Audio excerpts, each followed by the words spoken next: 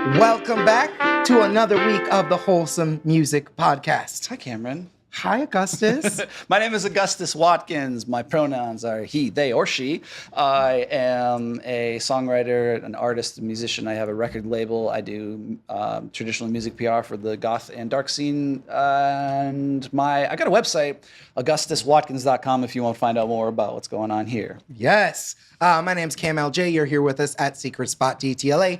We're downtown Los Angeles' co-working space for creatives. Yeah, my pronouns are he, they, or whatever pronouns you like.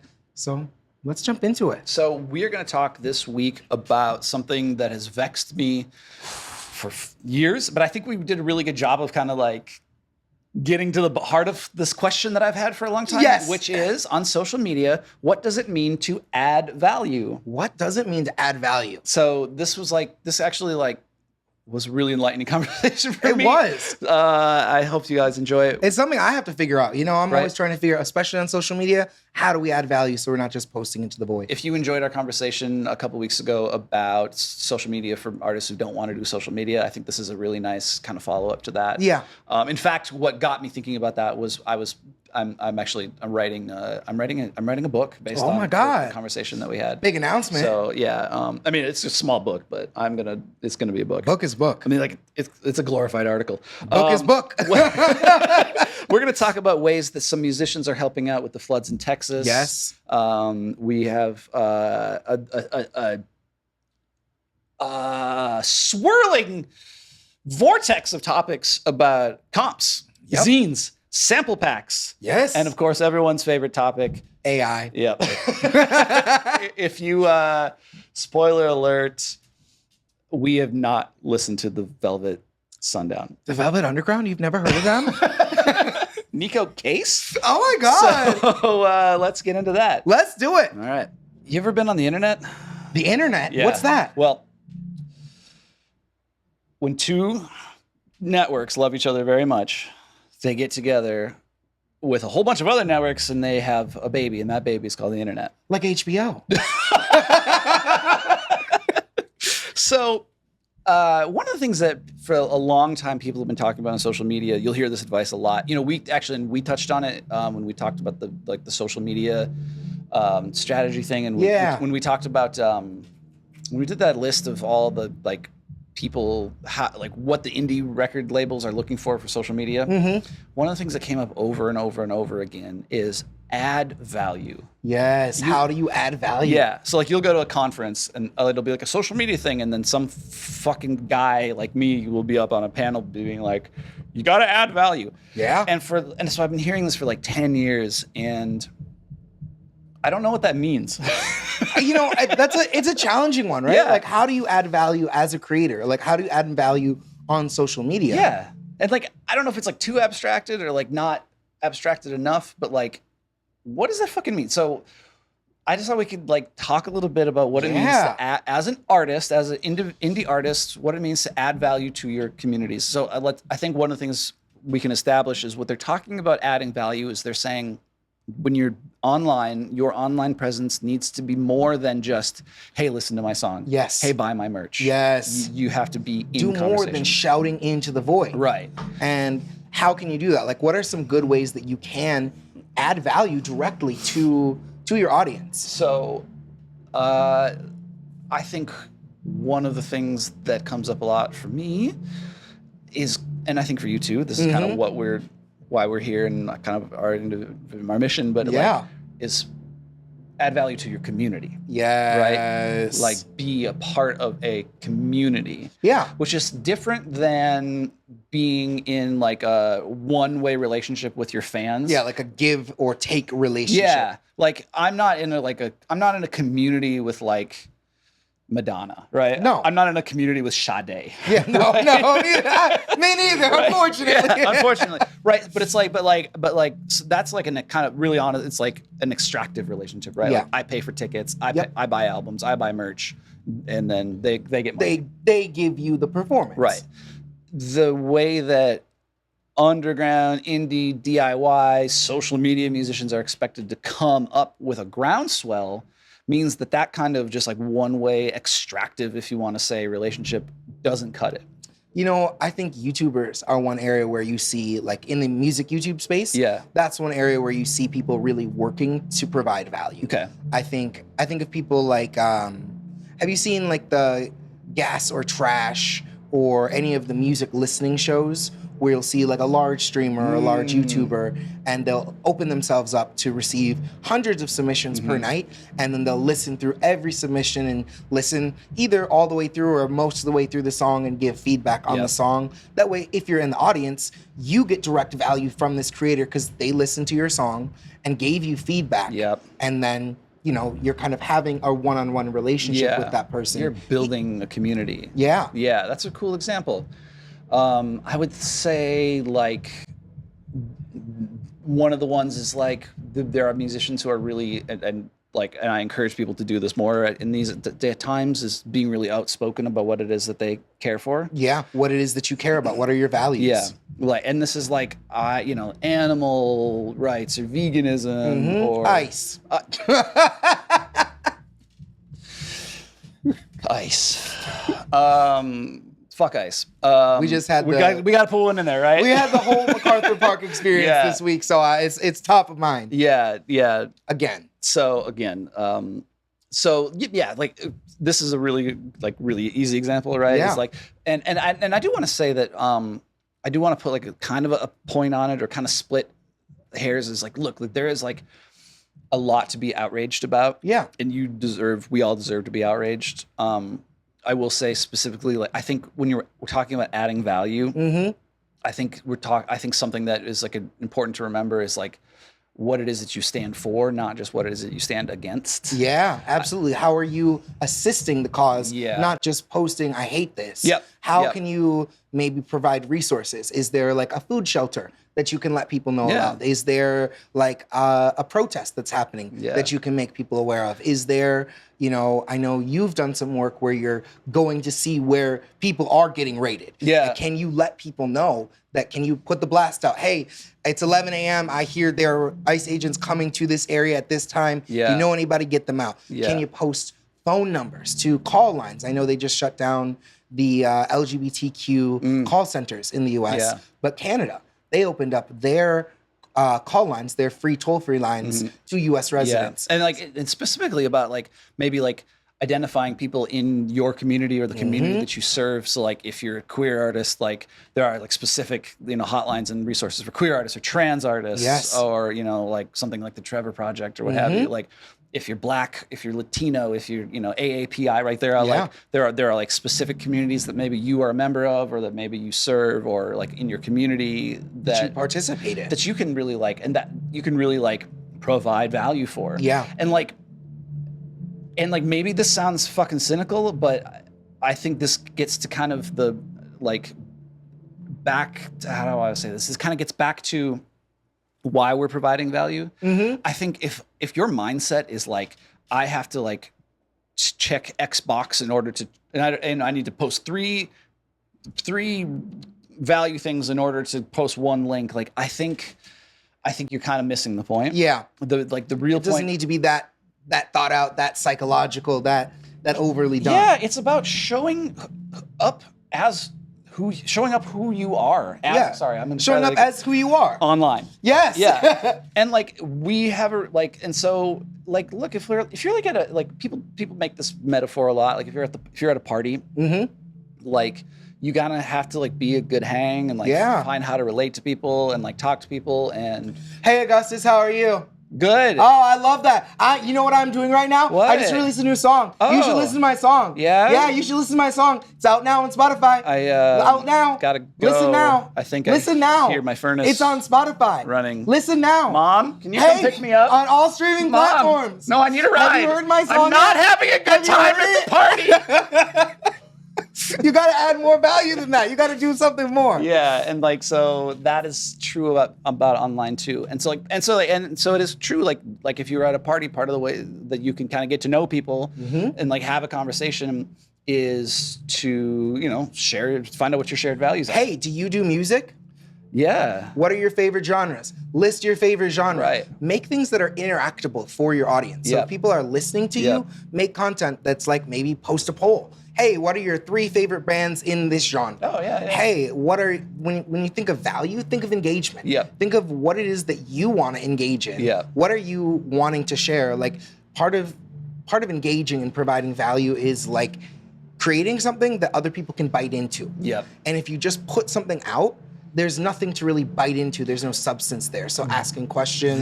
This gets to something that's like a kind of a component to the value thing, is like, because when you do finally drop a song or a video or something, now people have context for who you are, what you think about, what you write about, who it is that you feel, who it is that you're serving, and what it is that you stand for.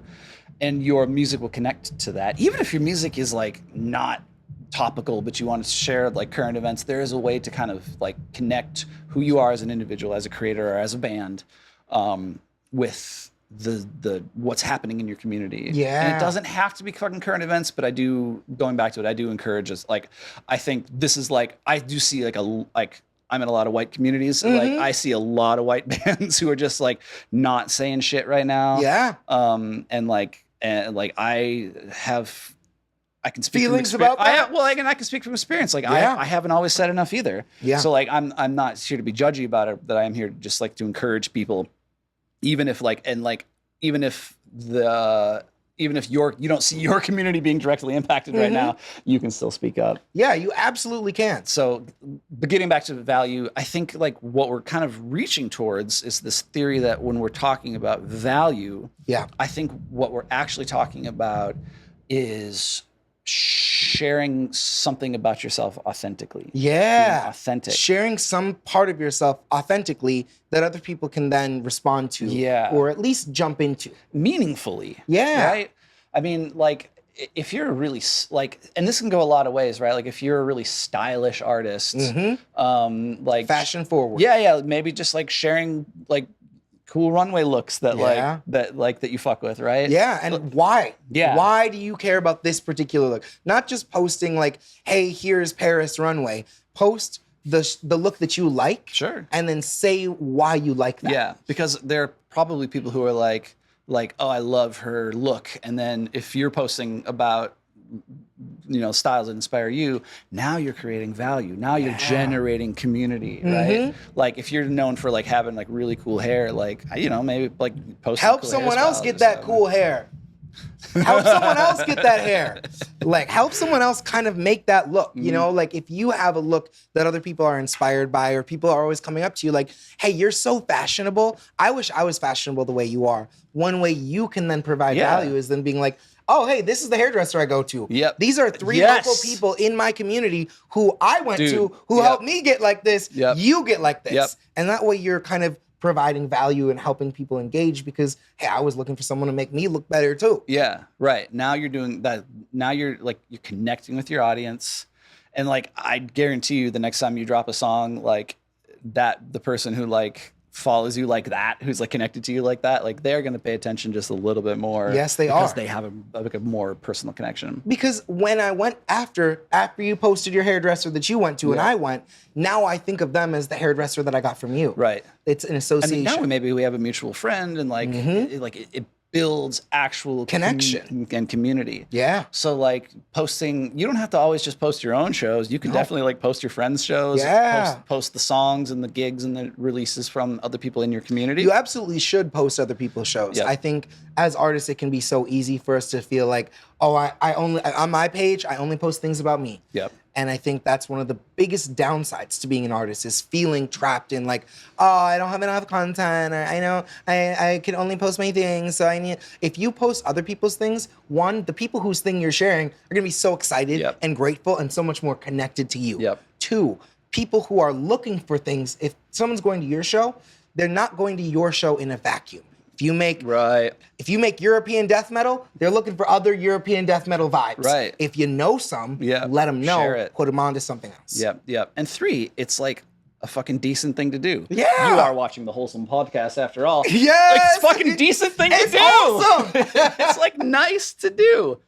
So is there anything else we want to say about adding value? I think this was good because I think a lot of times you'll see people like in lists, and you'll see content online where people are just saying like add value, and you're like, and I've been like, I just didn't understand for a long time, and so I was hoping we could kind of tease that out a little bit. And questions are one, related content to you, not just your content. That's another one, and things, current events, things that other people want to find that they're interested in getting to know a little bit more about. Those are things that you can post, that you can talk about, that kind of provide value back to your audience, to the people who are watching you. Because if they're watching you, they care. But you've got to give them a reason to really care. So we're going to take a break. And when we come back, this sounds so official. When I just said that, I heard myself say that, and I was like, ew. Ooh, that's great. So we're about to take a break. But when we come back, we're going to talk about how one artist found a very specific way to add value in his community during a time of crisis. That's right. And we're back. So you wanted to talk about an artist who is kind of doing something really meaneful right now. Yeah, I did. In response to the madness, like shout out to Texas, like there's if you don't know, there's this big flood going on in Texas. Very flash tragic. flood, unprepared. Yeah, pretty fucked up. So like our hearts go out to people who were affected by the flood in Texas. And there's somebody out there that you've got some. Yeah, this article comes from savingcountrymusic.com. The article is titled "Josh Weathers Raises Over $337,000 in Live Stream for Texas Flood." Okay. I thought this was a really beautiful kind of follow-up from our previous conversation. I'll read a little bit of this article, and then we can just kind of talk more about the situation. Because just to preface a little bit, I think it's really good to use music as a vehicle for social good. And I think music, kind of piggybacking on our previous conversation about providing value, this is one great way that you can, if you've got new music, tie it to a social cause, tie it to like donate half of your profits to something that people care about, and you're kind of providing more value that way. So we'll dive into this really quickly. Texas country artist Josh Weathers was scheduled to play, I'm sorry, I'm going to butcher this, Gurney Hall down in Central Texas on July 5th. But like so many gigs throughout the Texas area, the show was canceled due to the devastating floods in the area. That now have taken at least 104 lives, including 84 in Kirk County alone. We're filming this July 8th, by the way. Yes, this is very, very recent. There are still many others missing. In a short 48 hours, Weathers was able to assemble a host of a big auction of items, got the Heights Church in Texas to open their stage and multimedia setup to offer excellent visuals and sound, and pulled together a live stream donation drive simulcast on Facebook and on other formats Monday from 7 p.m. to 11.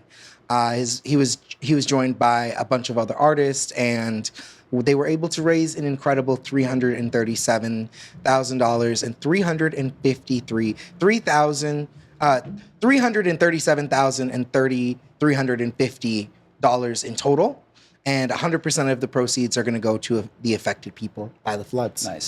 Nice. Does it say who specifically that he's giving it to? I'm just curious. Which organization he was giving to? I don't think in the article where it said where he had pledged to.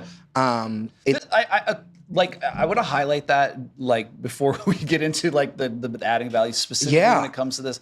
I don't like. I'm not throwing shade. I'm sure that this is legit. But like, be real careful about like who you're giving money to, and I think like if you are going to do a fundraiser, something I would really recommend is like identifying who you're giving to first. Yes, because we've seen this in LA. I'm sure you have too, where it's like proceeds will benefit the LA fires. Yeah, and you're like, what? Where? Yeah. Who? How? Yeah. Do you have a mechanism? Like, and the thing is, there are lots of organizations in it. So if you are going to throw a fundraiser, which you absolutely should, but you should definitely find an organization that you can trust, that benefits, that has a good community standing, and reach out to them and first. Has a reputation, has probably a structure for distributing the funds that you donate. You kind of want to if you're not familiar with nonprofits, this is something we talk about a little bit here.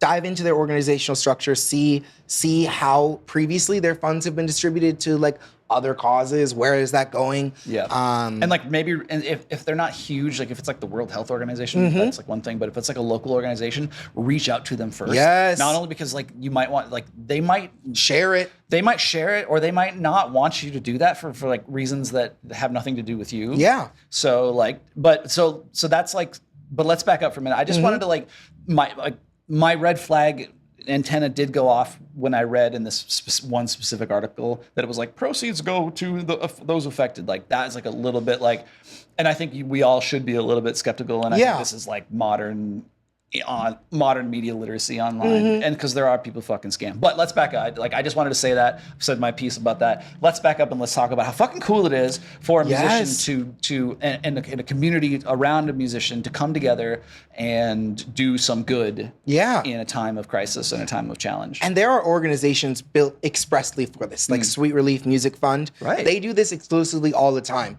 So if you are looking for an organization to partner with to kind of put together something like that, Sweet Relief, that's one place that you can go to kind of get support putting together a fund. And even if you don't have like a huge following, a huge set of resources, should you still do this? Yes, absolutely. Right? I did a campaign I think I've talked about this previously on this podcast, but I did a campaign in probably 2020 or 2021 where we donated proceeds from a physical vinyl that I made to the Downtown Women's Center. And we only donated like $60, but they were so grateful for whatever donation that you can provide. I think even if you're only providing a small amount, or what seems like small amount to you might be a big amount to somebody else. True. So this like this ties back to the previous discussion we had about adding value. Yes. In like a really tangible way. Like this is very like there's some really abstract ways to add value, but this is pretty like this is pretty direct. This is like literally about as directly as you can add value to a community. And I think this is something that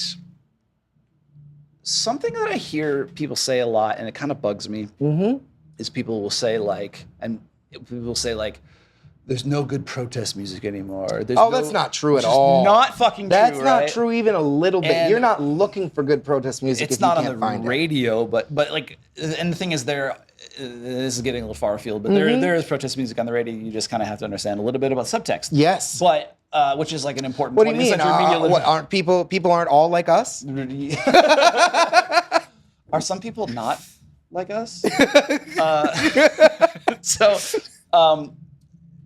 I lost my train. We're talking about protest music and about how protest music ties into providing value. And about, like Live Aid is really famous. Yes. Like, and I think people are like, why aren't people doing more stuff like that? It's like, look, I don't know that we're going to get to it. I don't know that like there's a Bob Geldof that's like operating right now who's able to do that. And I think like the media landscape has changed. I don't know. I don't know. Well, it's like with the fires, like the bunch of LA musicians came together and did a fire relief thing. Look, I have maybe I'm overly optimistic, but I have great feelings about how I do think that we do have the resources, and it's more a matter, I think, in this time of getting the right people together at the right time with the right cause. Yeah. Because people do want to get out and they want to speak on things and they want to have their voice heard. They want to make an impact in their community. But I think right now it feels so easy to be like, I can't do anything. What can I do? What can I even do about this? There's actually a lot you can do. Yep. And it's just in those actions of partnering with people locally with you, whether that's, like we said, local nonprofits, even if it's local other musicians who are around you who need support. Yeah. Like, it's kind of just like that. You're your own GoFundMe. Like, that's true. Like, something as simple as like, you ever had a rent party? A rent party? No, but I might need to. Yeah. We were talking about that a little bit. Like, sometimes people just have to throw a rent party. Like, sometimes that's how like some of the best party houses and punk houses have developed is because they're like, hey, we need to get more money. Yeah. And like the best way to do that is to have multiple parties. So we're gonna like buy a keg and like someone's gonna bring some hot dogs and then a bunch of our friends are gonna bring their gear and we're gonna have a party. And like you can do that for yourselves or you can do that like on behalf of other people. Like in East LA, there's a big community of that out there. Yeah, I played backyard scene. I've showed up at some like people are like, "Do you want to come to my thing?" I'm like, "Yeah, I'll come to your thing," and just like show up at someone's like rad backyard party. Yes, like watch some boxing or watch some MMA. Yes, and then like someone's grandma is making like the greatest elote you've ever had in your life. And like hook me up, right? And then you hear a bunch of cool bands. Like there's a lot of ways that like live music can really be a value add to your community. Absolutely, using your music as like a vehicle for good. Yeah. That's something you should be doing, especially as a new artist. I think it's one of the best ways to leverage your community, leverage the skills that you've already invested in yourself having. Yeah. If you're a musician, you probably already have amplifiers. You probably already have a microphone. Yeah. You probably already have the tools to put the show together where somebody else might not have those tools. That's true. So like there are people. We're going to come back to that. I'm going to kind of touch on that a little bit later. I wanted to talk about first, besides shows, maybe some other things that people do, like comps. Yeah. Oh, of course. Compilations. Yeah. I thought you were saying comp tickets. Like giving out comps to people you care about. No. You want to come? You fucking pay. No one gets in for free. Sorry, really? Mom. I want to piggyback on that really quick though. I do think you can find value in giving comps. So if you're a new artist, a small creator, a small space, finding the people who are most targeted to you and giving like influencers. If you have influencers in your network, that's someone who you can like realistically give a comp to and get that value back. Yeah. If that person is posting your show or is sharing information about you, but just giving comps out to all your best friends is probably not the move. That goes to go back forward. to the value add thing we were talking about before. Let's talk about compilations though. Yes, the different kind of comp. Yeah, that's a really rad way to raise money, get a bunch of people together to raise money for something. So what is a compilation? Compilation is you and a bunch of other people, a bunch of other artists that are not yourself, all collaborating on one record together. One album. Yeah. Specifically, and it's like not like we're making an album together. It's a bunch of people submitting an individual song. Yes. And then you collect all those songs, you compile all those songs. Together into one. And then a lot of time, like one place where comps are really easy to do is on Bandcamp. Yes. So we're back to Bandcamp. So you can, who are not a sponsor of the show, but you are free to call us. Yes. This line's open. So that's like an easy way, and I think more bands should be doing this. I want to encourage like people to get on the compilation tip a little more, because it's not only is it like a really rad way to like cross promote and cross pollinate artists and like raise awareness within a scene, but like it's a really cool way because you can get. There's no limit, right? So you could get, even if you want to sell 20 CDs, other people. You can put like an hour and 20 minutes of music on a CD. So it's like it's still pretty cheap to make CDs, so tapes. So you could like make physicals or just do a Bandcamp comp. Everybody has a song on there. Now you have a huge network of people who are ostensibly out selling the comp. Yeah. And then raising that money and putting it towards a fund. And again, with the value add, like people are getting a bunch of rad music that they can then listen to and spin and get put onto. So like it's like that's a really good, going back to the value add, like comps are another thing. And you could do a compilation and make money and for an organization such as maybe Churla if you're in LA. Yes. Benefit shows we talked about. Another one that like I'd like to see more people do is sample packs. Yeah. Oh, tell me about that. Right. So like we all know Splice. I'm like the one. I'm the one person who's not on Splice. Oh, I have 4,000 unused Splice credits. Everybody use the Splice, please. So, but like I imagine, like a lot of us are like, if you're a beat maker, you like a lot of beat make engineers. I think it'd be really, really cool for more people to be getting together and making just like exporting kicks and exporting snares. I have mixed feelings here. I hate making samples. Yeah. I think it takes a really special person to want to sit and make samples. So if that is your thing, you are definitely adding value because there are a lot of people who don't want to do it. And you could do it. And I think it would be like a cool way, So I want to encourage people to do more sample packs. I know when the fires happened, there was I can't remember, but there's somebody who's selling and I think it was like women and femme artists making samples, and then they were selling the sample pack, and then the money went to a cause. So that's incredible. Isn't that cool? Yeah. I want to like really quickly just to wrap this up. This is another side note about like when we're talking about how like fucking resourceful artists are. This, by the way, if you're the kind of person who hires people, or if you're in like if your day job, If you're entrepreneurial. hire fucking musicians because they are so fucking resourceful. They have so many skills. They can do so many things. Like the story of that guy, all the things that he was able to do in like 2 days, pull it together. So much fucking resource. So like if somebody, if somebody comes and they interview and you find out they're a musician, you should fucking hire them because they probably have a ton of fucking skills. The music industry is a team sport. And if you're not playing it together, you're not in the game. Hell yeah. So we're going to do a 3 for here. We got 3. We got 3 topics. 3 topics for 3 articles. I'm going to try to fit into one segment here.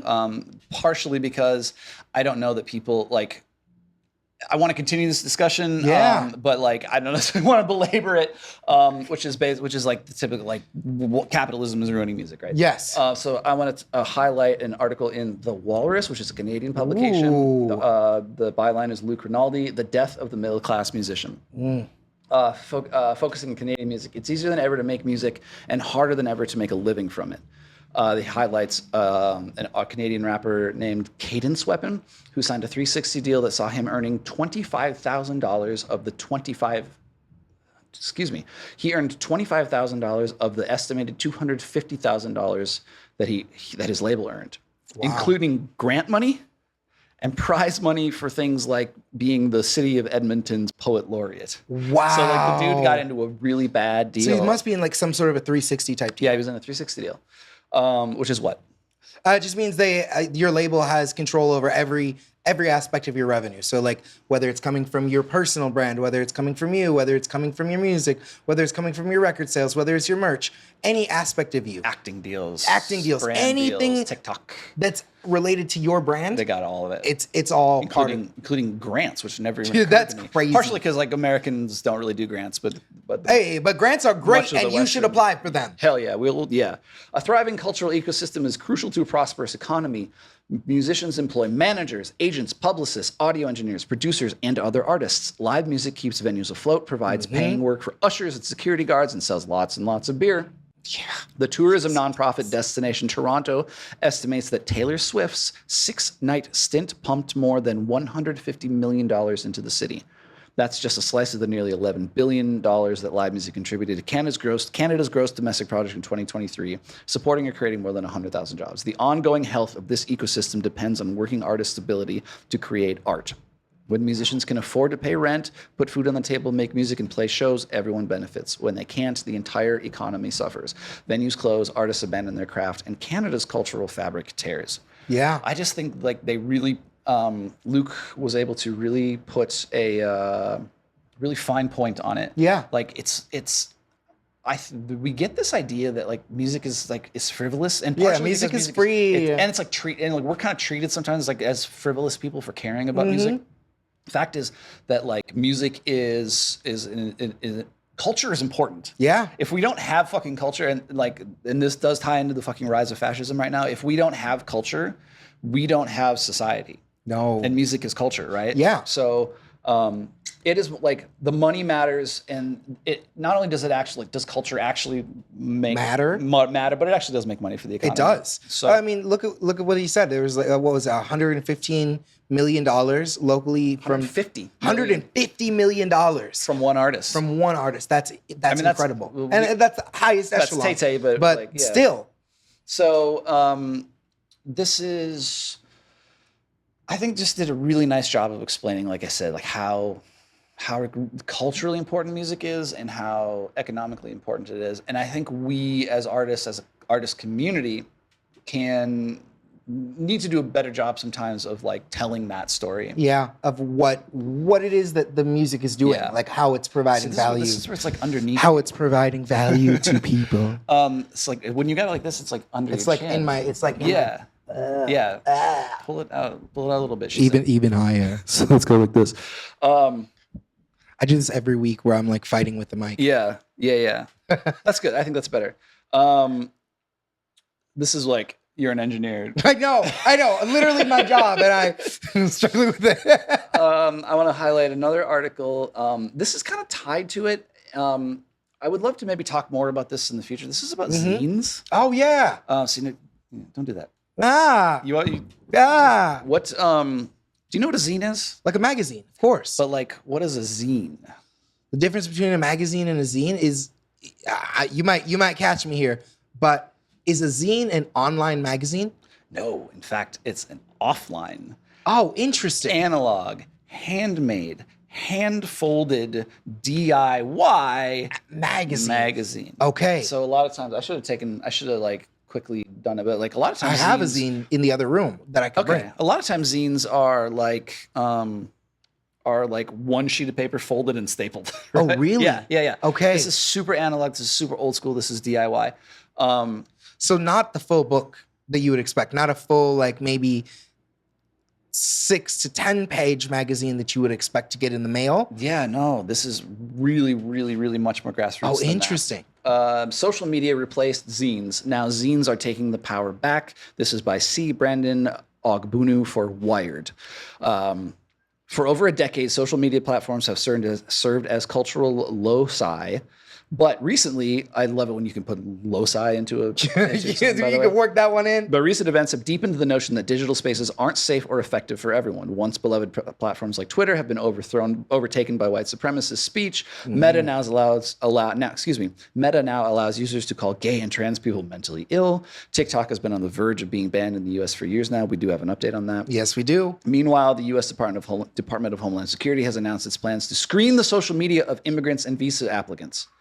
And side note, I have a feeling they're going to start screening when you re-enter the country. What's That's next? Crazy. Yeah, dude. And it's happening. That's insane. I mean, I think we all know about the tourist from Norway who was denied entry. Tell me about that. There was a tourist from Norway who was denied entry into the United States because he had that like chubby baby JD Vance meme on his phone. Oh, I did hear about this. And he was denied entry. And like, dude, like this is like a Norwegian dude. Like, yeah, and I believe he was like traveling to visit his family. First they came for the memes and there was no one to speak up for them. So like this is fucking happening, you guys.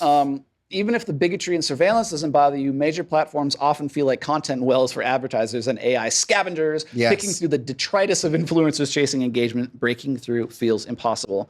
That is beautifully written. Right? Yeah. Shout out to C. Brandon Ogbunu. For those looking for alternatives, zines have taken on a new importance as a way to spread ideas outside the easy reach of unfriendly eyes and unhelpful algorithms. He goes on to profile one zine maker I believe in New York City named Mariame Kaba, who co-founded the Black Zine Fair in 2024. Zines allow them to, quote, share personal experiences, to make connections with other people, to fight censorship, to evade surveillance that's consistent and constant when you are on digital platforms, unquote. When the Trump administration and GOP lawmakers with the Trump administration and GOP limiting access to certain kinds of healthcare in the United States, for example, zines about DIY healthcare for trans people or pamphlets about self-managed abortions have become even more prevalent. Wow. Again, quoting Mariame Kaba, if they start criminalizing that kind of information, how will you access that information? If not literally someone passing you a pamphlet or a flyer or a zine. For folks on the left, which is our audience, we figure, we better figure out how. Mega motherfucker! For folks on the left, we better figure out how we're going to transmit information about important things to each other that is not using social media. So first of all, this has like a very specific, like zines are something you could do even like outside the context of this conversation. Yeah. Like Riot Girl was started, which is the 90s, punk movement, the feminist punk movement in the 90s, was really largely spread on the backs of zines. Oh, that's crazy. Like without zines, we wouldn't have had Bikini Kill and really seminal bands like that. Yeah. Right? So like zines have already once kind of have been shown to like have a really important impact on society. And I think now, because of everything that was kind of mentioned in this article, zines are a really important way, I think, number one, to get messages across, but because we're a music podcast ostensibly, zines could be a really interesting way. Zines could be a really interesting way for you and your friends and your collectives and the people you work with in your scene to get the word out about your music. Yeah. I mean, this is something I didn't even know that much about until we talked about it. And I think, maybe give you some ideas. It really does. And I think of all the other ways that we're missing physical media, that we are literally missing the support that we've had historically from physical media, whether that's like newspapers, whether that's zines, whether that's flyers. When was the last time you gave out a physical flyer versus, here's my flyer on my grid? I put up flyers. I still put up flyers. Like I brought one here. Flyers bring us show. business. Yeah. Flyers bring us business. So the digital world we inhabit, this is me speaking, the digital world that we inhabit and inherit, it sounds like I'm quoting, but I'm quoting myself. The digital world we inhabit and inherited since the MP3 era is crumbling. Surveillance and fascist-style censorship is on the rise. Zines are difficult to trace and could be an important part of how we communicate ideas big and small in the near future. Especially as we talk more about protests and we talk about pushing back against fascist regimes. I think these forms that maybe, I know it's great to be able to be on Signal or to be on Telegram or other end-to-end encrypted places, but nothing is as good as having a physical piece of paper and being like, you can hide a zine, you can fold a zine, you can throw it away, you can burn it. So I'm here to burn zines. Let's burn all the zines. So I do want to encourage, and like there's an incredible zines community here in LA that you'll have to introduce me to it because I'm not as aware as I should be. Okay, yeah, there's a killer zine community, and I should have done some fucking research to be able to shout some out. Yeah. But if you're into zines, we'll throw some in the description down below. So if you want to learn more, you can. Yeah, shout out to zines, and if you know some zines or some zine makers or some zine fairs, put them in the let us know. Put them in the comments. Yeah. One last thing, we got a couple minutes. I want to talk about artist corporations or A Corps. So we talked about this really quickly. Yes, we did. This enlighten me, inform me. So this is great because I feel like I'm getting educated right now. Yancey Strickler, I'm gonna put you on game. Yancey Strickler, one of the co-founders of Kickstarter, did a really wonderful TED Talk, which we're gonna put the link to, kind of talking about their idea for the artist corporation. It's a new kind of structure that turns 1099 gig workers into owners. They're working to create a new tax structure that essentially codifies collectives. Okay. With the ability to accept nonprofit funding and commercial revenues, split, which is huge, right? That would be huge. Yeah, that would be a game changer. Split income from members while still putting aside money for things like insurance. And then this is the other absolutely revolutionary thing. Instead of a record, and I own a record label, but this whole thing is revolutionary. You're blowing my mind. Here's the final. I'm gonna watch this now. Instead of a record label coming and owning your masters or owning your the copyright to your product, instead you sell them shares of your A Corp.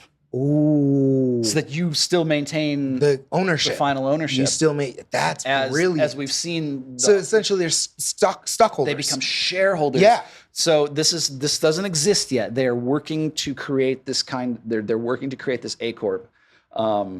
Because we have C Corps, we have S Corps, we have LLCs, we have B Corps, we have B Corps, we have sole proprietorships, and we have partnerships, but we don't have an A Corp yet. So they have these B Corps, which is the kind of corporation that's designed for companies that want to do good, and that's called the B Corp. And so I'm blanking on something. Not like a 501c3. No, it's separate. It's not a nonprofit, but it's companies who have whose mission includes a social good.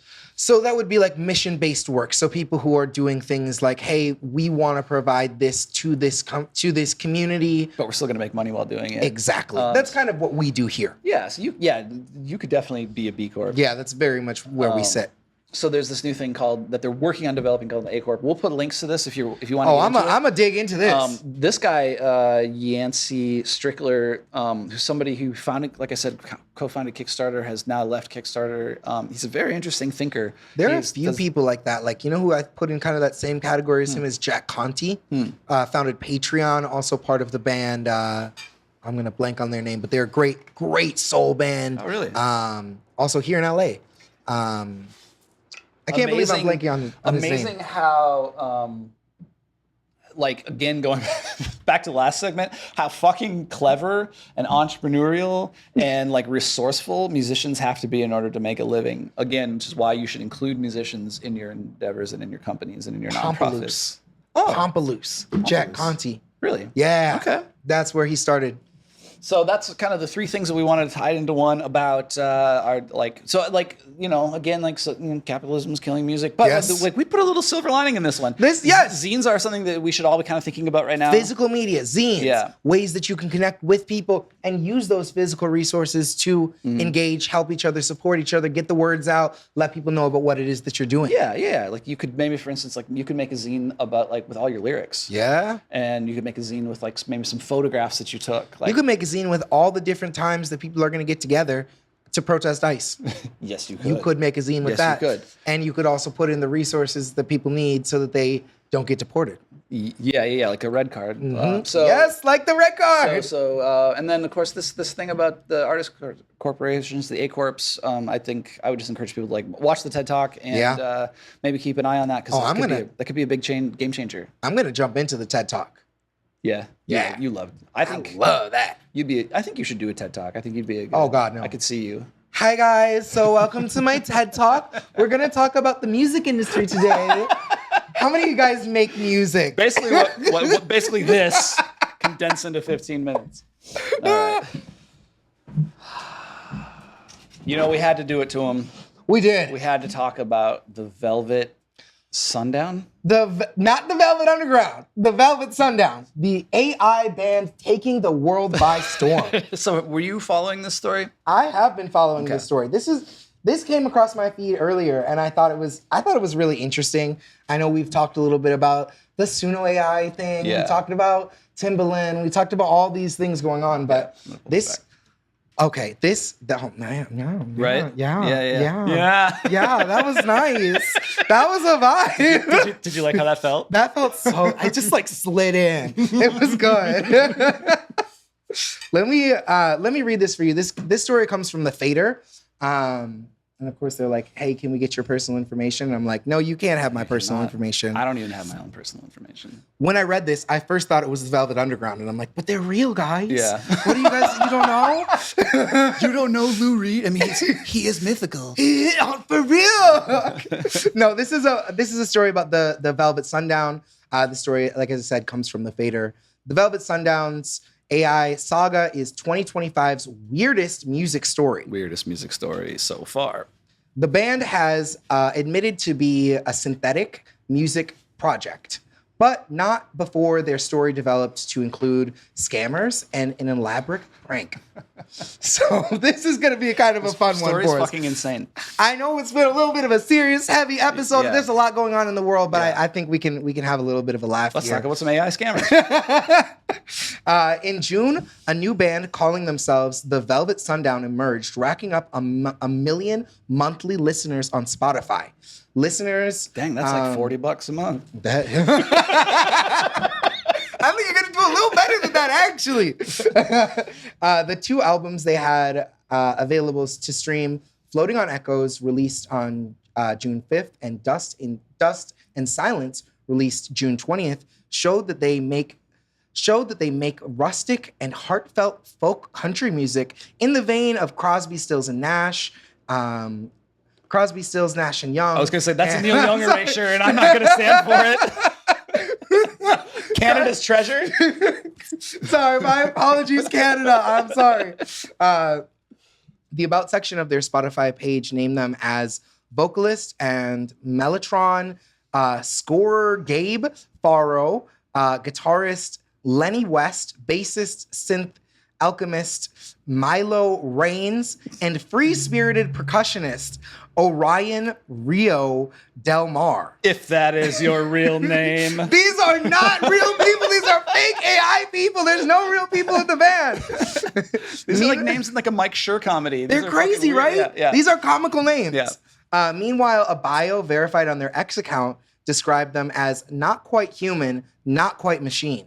The arrival of a new band under normal circumstances would be a non-story, but the little not quite human caveat soon propelled the Velvet Sundown and its mysterious origins into one of the music's biggest headlines in the ensuing weeks. On July 5th, the band posted a statement that revealed definitively that the music they'd been released was generated using AI. But but not. But this is all AI bullshit. Wait. But you have the thing where it turns out that the verified account wasn't actually from the band. No, that is correct. That is true. Okay. Not before their story had taken a strange series of turns involving scammers, trolling, and an elaborate prank. Yeah. Had find our breakdown of everything. Blah blah blah blah blah blah blah blah blah. So it turns out, the long story short is, it turns out that this X account that was verified as theirs wasn't actually connected with them. No. Was just some guy who was able to like use Elon Musk's very secure, great tools to just get verified as this band. He probably used Grok, and so then he started saying a bunch of shit like as the band. But it turns out that this band spokesperson is a real person, but has no real connection to the band. Yeah, no. Okay. No, that is correct. One of the things that I thought was most interesting about this story is Spotify. The role that Spotify plays in this is, let's say, egregious. That's the word I want. So a lot of people post music. A lot of people use like whatever DSP, whether it's DistroKid, whether it's TuneCore, I don't care, whatever you use. Yeah. Lander, I don't care where you get your music up. But very few people experience this kind of growth. So seeing this kind of growth from an AI group indicates something. Yep. To me, it indicates that there's interest from Spotify in promoting this kind of music. And there's an entire kind of core identity of this, of like vibe music, or like music that is, it's not really meant for you to dive into the artist. It's meant for the playlist to be one vibe. So like replacing real musicians, real actual music with like vibe playlists. Yep. Like, oh, this whole playlist feels like insert genre you like, or mood music. Yep. And this is important because to highlight something that friend of the pod Daniel Ek said, who's Spotify CEO and friend of the pod Daniel Ek, had said was that they're not in the business of music, they're in the business of moments, right? Yes. They don't care about music. No. So, and this is cheaper. So if my music, if you make a song, post it on Spotify, I have to pay you royalties. If I'm Daniel Ek. Yeah. Daniel Ek. Fuck you. No, I'm sorry.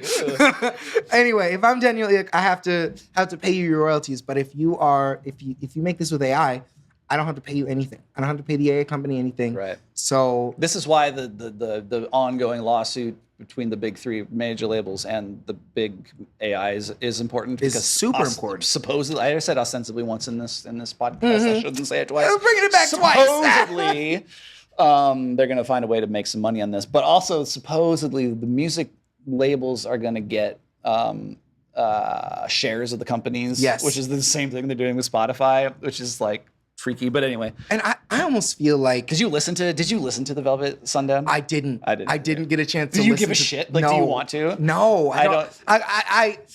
Somebody leave a comment and let us know your favorite Velvet Sundown song. Let us know your favorite Velvet. Like, let us. Don't tell me. Post some lyrics. Don't tell me. Let us fucking know how this band is, like, if you are affecting you. If you're a big fan, and this is your favorite story, let us know. Yeah. The thing about like that I just gotta say is like the reason I knew the way you can tell that when these bands are fake is because all of their images look fake. Their images look like they're a picture of people taken through a jar of piss. Oh, everything's brown and yellow colored. I looked at these images pretty closely. Yeah. And one of them is them like kind of outdoors, like in an outdoorsy scene. They're all wearing life jackets. Okay. They're all holding these like they're all gonna go paddles. Exactly. Like they're gonna go canoeing. Except none of the paddles are the same. And they all have weird top parts to them. Nice. Yeah. Each paddle is different. It's classic AI. So like there's no consistency, and obviously their life jackets also have like the life jackets are not the same. Like it's like buckles that go nowhere and straps that don't do anything. That don't make any sense. So it's interesting to look at. If you and your band have done an eclectic paddle photo shoot, I want to see it. Or I'm not saying like not that you shouldn't do eclectic paddle in your canoe photo shoot. Do it up. Do it for fucking real. Do it like exactly. Do it for real. Go out, rent a canoe, get the paddles, take the picture. Yeah, if you go and rent a canoe and do a paddle picture, we will feature your band on this podcast. I will do that. We'll do that. I believe all of these images were generated with ChatGPT 4. Yeah, for sure. I don't think they even went any deeper. I think that's just like, hey, generate me an image that looks like this. Yeah. And I just think that's really disappointing and kind of sad. Yeah. And just kind of an overall fail for the music industry. But I think it is kind of the consequence of this new direction that we're going in, is getting more and more AI music and finding places for that to live. So you had some more AI updates, yes? I did. I have some more AI news for you. Great. More AI news. Cool. There's always more AI news. I can't wait. I think we'll start here with this. This is a little bit of like a positive story, kind of a weird positive. You mean more positive than the Velvet Sundowns? I don't know how much more positive though. Crosby, Stills, Nash, and Not Young. Who's that? Man, fuck Neil Young. Fuck Neil Young. Enemy of the pod. You heard it here. This comes from Morningstar.com. Okay. The headline is Grammys for AI Music. Entries open for groundbreaking song contest from FanView World AI Creator Awards as millions of creators make more music with AI. This article is this was posted July 8th, 2025 from Globe Newswire. The world's most inclusive music awards has just launched. Inclusive? Yes. What did I say? No, you said like, I'm sorry. This is my like fucking immediately. I'm like inclusive because they let you include AI. Yeah, inclusive. Or are they being like gender inclusive? No, they mean inclusive because you can just make your songs with AI. Okay, continue. The world's most inclusive, it is in quotes, so good catch. The world's most inclusive music awards has launched, where creators using AI to make music will compete for a $10,000 prize in the inaugural award. Do they sell? Is it in cash or is it in Bitcoin? Oh, I bet it's in Bitcoin. It's only in Doge. Sorry, you can't even get it in Bitcoin. You can only get it in Doge. It's $10,000 worth of bathing ape NFTs. No more apes. I don't want them bored. I don't want them excited. I don't want them bathing. I don't want them at all. This man hates apes. You heard it here first. Apes are the worst. Future Sounds Awards is the latest installment from the FanView World AI Creator Awards in partnership with leading music platforms SoundCloud and Two Shot. I have a question. Yes. Who's going to listen to these? Or are they going to have AI listen to these? I think there will be real judges who have to like listen and be like, "Oh, did you guys like that one? What did you think?" You know, like my immediate thought was like, we should spam 75 songs. You know what I mean? Like, just I refuse to spend my time making those AI songs. Like some content. I mean, he'll probably do it in like 30 minutes. That's what I'd like. Spend what time? ChatGPT, make me a song. Make me Suno. Can you make me a song like Timbaland? Make me a song that sounds like Timbaland and Drake, and then submit it. Fire! That's gonna be so good. So I don't know who's gonna fucking listen. It's like what I feel like is gonna happen is that AI is gonna listen to these songs before any human listens to them. There's actually machines gonna be making music for machines. Because we're talking about the judges, I want to follow up and say this. The organizers have assembled a stellar lineup of judges, including music producer Jeff Nang from Disney, Universal, and Sony. Butterbro, the German sensation who hit the headlines for producing the first AI-generated song to enter German charts. Two Shot founder and music producer making AI creative tools, Toby Academy, I'm sorry, and the head of FanView Music AI, Narcissus. I apologize for all the names that were butchered, but over here like George Wilmington, the first president. I just thought this would be Spotify CEO Danielle Ick. Icky. No, I thought this was because I do open mic contests where we evaluate like tons and tons of songs, and I I have a huge passion for hearing new music, especially new original music. If you make something, I want to hear it. I want to hear your take. I want to hear all the different levels. Yeah. I think there's something magical about that.